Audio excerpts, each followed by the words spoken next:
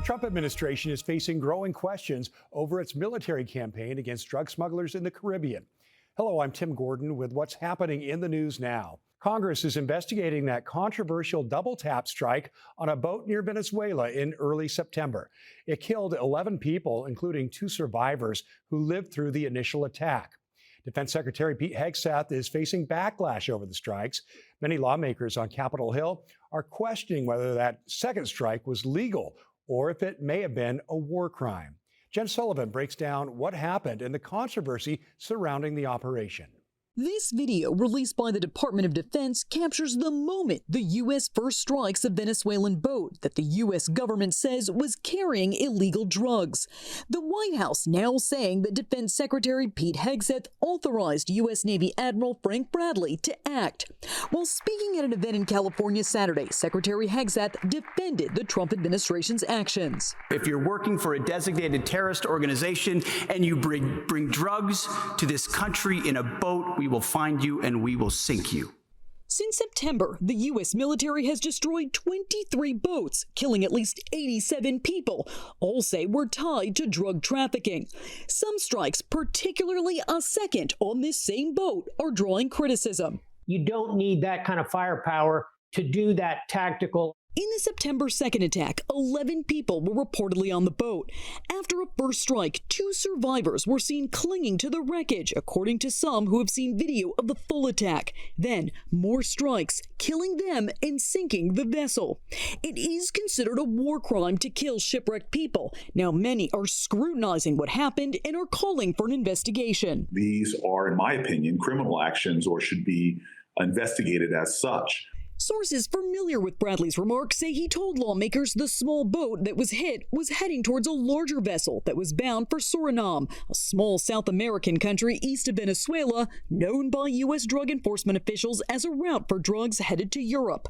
Bradley reportedly telling lawmakers the 2 survivors did not appear to have a radio.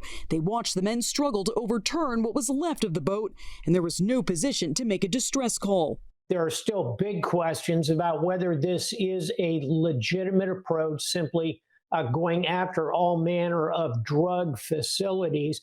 Both the House and Senate Armed Services Committees have launched inquiries into what happened. I'm Jen Sullivan reporting.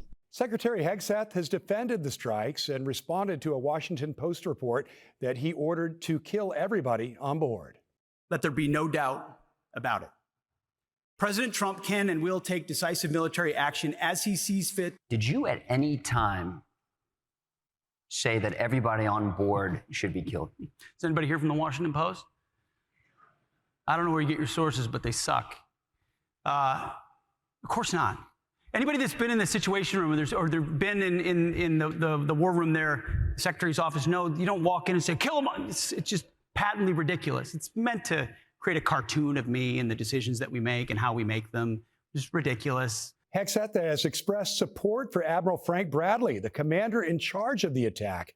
But Hegseth has said he was not in the room for the second strike. I watched that first strike live. As you can imagine, at the Department of War, we got a lot of things to do. So I didn't stick around for the hour and 2 hours, whatever, where all the sensitive site exploitation digitally occurs. So I moved on to my next meeting. A couple of hours later, I learned that that commander had made which he had the complete authority to do. And by the way, Admiral Bradley made the correct decision to ultimately sink the boat and eliminate the threat. He sunk the boat, and eliminated the threat. So you didn't see any survivors, to be clear, after that first strike? I did not personally see survivors, but I stand, because the thing was on fire. It was exploded in fire, smoke, you can't see anything, you got digital. This is called the fog of war. Hegseth says the Defense Department is reviewing video of the September 2nd strikes to determine whether it'll be released to the public. He said security officials have to determine whether revealing the video could endanger ongoing operations. President Trump has said he'd be willing to release that full video. The president also suggested he may expand the military campaign to target smugglers by land. You released video of that first boat strike on September 2nd, but not the second video. Will you release video of that strike so that the American people can see for themselves what happened? I don't know what they have, but whatever they have, we'd certainly release, no problem. You know, we stopped every boat we knock out. We saved 25,000 American lives. So, Mr. President, the boat strikes, if it is found that survivors were actually killed while clinging onto that boat, should Secretary Hegseth, Admiral Bradley, or others be punished? I think you're going to find that this is war, that these people were killing our people by the millions, actually, if you look over a few years. I think you're going to find that there's a very receptive ear to doing exactly what they're doing, taking out those boats. And very soon we're going to start doing it on land, too, because we know every route, we know every house, we know where they manufacture this crap, we know where they put it all together. And I think you're going to see it very soon on land also. Yeah, so to be clear, you support the decision to kill survivors after the initial No, I support the decision to knock out the boats. And whoever's piloting those boats, most of them are gone. But whoever are piloting those boats, they're guilty of trying to kill people in our country. Some Republican lawmakers say the strikes on the boats were justified and lawful. They say in their classified briefings at the Capitol, Admiral Bradley denied Hegseth gave him an order to kill everybody on board. The Washington Post reported that Pete Hegseth had given an unlawful order of no quarter or no one left alive or kill them all. Pete Hegseth denied that last week, and it didn't deny that there was a second strike. Mitch Bradley and Dan Kane both flatly denied that yesterday as well, which some of the Democrats who watched that video and got those briefings confirmed. So that was what the Washington Post reported. That is a total and complete lie. I just respectfully disagree with my Democratic friends here. I think the problem they have is not with the second strike, it's with the first strike and every other strike on these boats. They think the entire operation is not well-founded. Republican Senator Tom Cotton leads the Senate Intelligence Committee. He also said he wouldn't be against the public release of the entire video of the strikes if the Pentagon were to declassify it. Meanwhile, Democrats who were also in the briefing and watched that video say they found it disturbing. Washington Representative Adam Smith is the top Democrat on the House Armed Services Committee. He's calling for the full video of the second strike to be released to the public.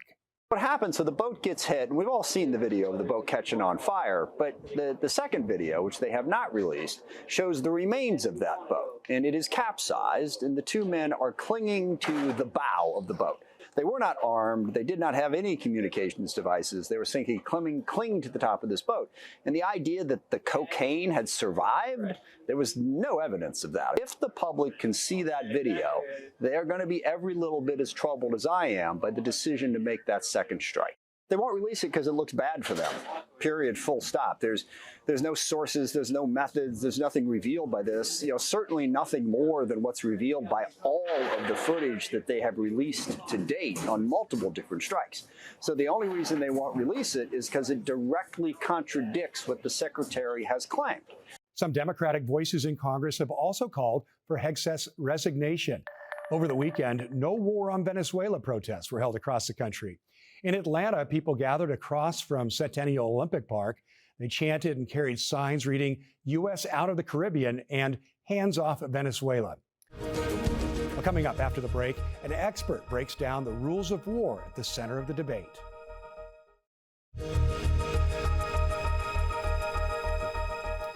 The fast-moving tensions between the U.S. and Venezuela are raising new questions about just how far military force can go without triggering a wider conflict. Joe Ripley spoke with a law professor to break it down. We're now joined by Laurie Black, clinical professor of law at Emory University. Laurie, welcome. Help us define, Laurie, the landscape here. What exactly are the rules of war, and when do they apply in the U.S. if the U.S. says it's not at war with Venezuela? Yeah, so we have a lot of terms being thrown around in this conversation, but the bottom line here is that there is no armed conflict going on. There's not an armed conflict with Venezuela. There's not an armed conflict with drug cartels as yet unidentified entirely. And so while there is important conversation to be had about the rules that apply in wartime, about the proper conduct, moral, ethical, legal conduct in wartime, what we're talking about here is not war. So we're trying to the conversation's layering things that really don't belong together. Yeah. So Secretary Hegseth says the commander, Vice Admiral Bradley, in this case, did have complete authority to sink the vessel. What legal standards, Laurie, determine whether that strike was justified? So in this case, we're talking about the basic peacetime rules for dealing with drug smuggling and so on. And our Navy and our Coast Guard have decades of experience in dealing with this. They interdict vessels on the high seas. They seize the cargo. They seize the vessels. They've been doing this for a long time. So it's not entirely clear why that has been thrown out the window, so to speak, and a new approach of simply targeting the boats with lethal force has been imposed. There doesn't seem to be any legal basis for that. And these actions, Laurie, we understand are not happening in a vacuum, right? The world is watching. You've got Venezuela calling these actions violations of its sovereignty, potential acts of war. We're trying to define the terms here. So legally, when does a targeted strike become a violation of state sovereignty in this case? Well, from the facts that we have available, the strikes are taking place in international waters. So they're not within Venezuela's territory or territorial waters. That matters in this case. If, in fact, the U.S. were to carry out strikes on the territory of Venezuela or in Venezuelan waters, as you know, we've seen some reports that maybe that's being considered, that would clearly be a violation of Venezuela's sovereignty. Here, the vessels don't appear to be flagged to any state. That helps us understand whether they belong to a state. So I don't think we have necessarily sovereignty issues here in that respect. But what we do have is, killing of people. And I'm not sure we know who those people are. We don't have a lot of facts about that, or necessarily what's being carried in those boats, where those boats are going. There's a lot of unknowns here that would really help put together some of the analysis. But I think the bottom line is there's no basis in international law for calling this an armed conflict. There's no basis in international law for targeting vessels when we have another method that is perfectly effective to stop them from transiting the drugs that seem to be the problem at the base of this whole scenario. And it doesn't seem, Laurie, as though, these strikes are going to stop cold turkey here. You talked about still several unknowns on the table. What obligations does the U.S. have to release those details and information about these strikes as it concerns these vessels here? Well, I think the immediate place in which we're going to see more information or calls for more information is in the halls of Congress. And Congress has an important role to play here. It is where most of the war powers that are set out in the Constitution reside. The president, of course, is commander in chief, but Congress has most of the powers with respect to war. And I think what we're seeing in these calls for oversight and for hearings is Congress beginning to step into the role that it needs to be playing in that respect. I think we're going to see a lot more there than we're going to see in the international community, but we have seen a number of U.S. allies, the United Kingdom in particular, saying they're not going to share information that they're gathering through their intelligence channels because they don't want to be tied to, involved in any way in these strikes that they see as legally problematic, that most commentators, most analysts in the discourse are saying are legally problematic. And so we're seeing through the ordinary course of how states interact with each other, we are seeing pushback in that respect as well. We will continue to track this situation as it develops. For now, I'm Tim Gordon. Thanks for watching.